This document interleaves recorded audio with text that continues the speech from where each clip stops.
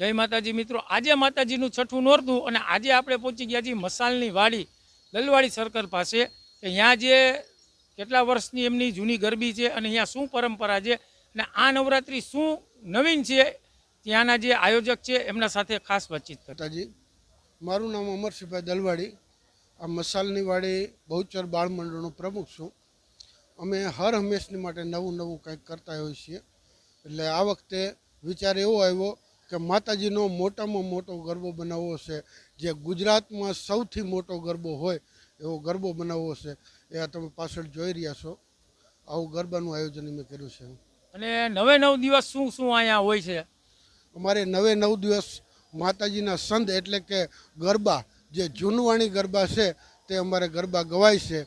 એમાં લેડીઝ અને જેન્ટ્સ બધા પણ ગરબા ઘૂમે છે અને નાચે છે. પહેલેથી જ દોકડ અને ઝાંઝ, દોકડ ને ઝાંઝમાં જ અમે ગરબા ગાઈએ છીએ. 150 વર્ષથી અમારે આના એક જ જાતની પરંપરા હેલી આવે છે. મિત્રો, આપણે નવરાત્રિની અંદર તો માતાજીની આરાધના બધા કરતા જ હોય છે અને હરેક જગ્યાએ આપણે જોતા હોય છે કે ગુજરાતની અંદર કે 9 જોગણીઓ જે કહેવાય છે કે માતાજીના નોરતા, આ જોઈ રહ્યા છો બરાબર. એવો ગરબો તમે પહેલી વાર જોયો છે કે આશરે કેટલા ફૂટનો છે આ ગરબો?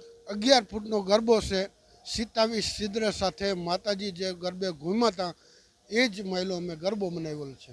આ ભાઈએ જે પ્રમાણે આપણે વાત કરી કે આવડો મોટો ગરબો જો તમે કોઈ જગ્યાએ નહીં જોયો હોય અને કદાચ જોયો હશે બરાબર, તો આવડો મોટો જે ગરબો તમે આ વિડીયોની અંદર જોઈ રહ્યા છો, જોઈ લ્યો. આ બરાબર કે આ મોરબીની અંદર આવો સરસ મજાનો માતાજીનો જે ગરબો બનાવ્યો છે એ તમે 11 ફૂટનો જે ગરબો છે આ જોઈ રહ્યા છો તમે.